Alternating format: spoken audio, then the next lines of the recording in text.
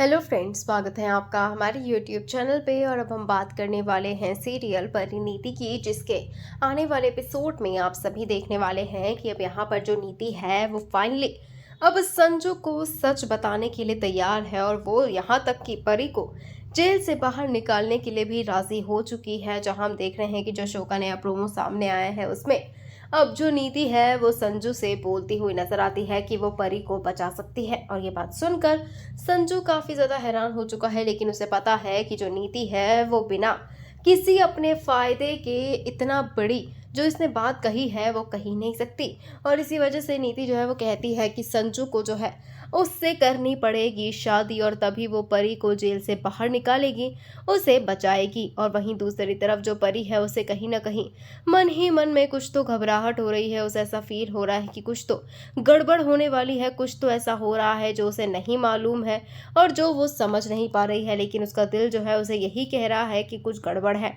हालांकि यहाँ पर हम देख रहे हैं कि अब जो नीति है उसने राजीव से कह दिया है कि उसके पास सबूत है, वो परी को फांसी के फंदे तक भी पहुंचा सकती है या फिर उसे जेल से बाहर लाकर भी खड़ा कर सकती है। और इसका फैसला अब संजू के हाथों में है कि संजू क्या चाहता है। यानी कि अगर उसने नीति से शादी करने की बात कह दी तो परी को वो बचा लेगा, वरना परी जो है वो हमेशा हमेशा के लिए जेल की सलाखों के पीछे रहेगी।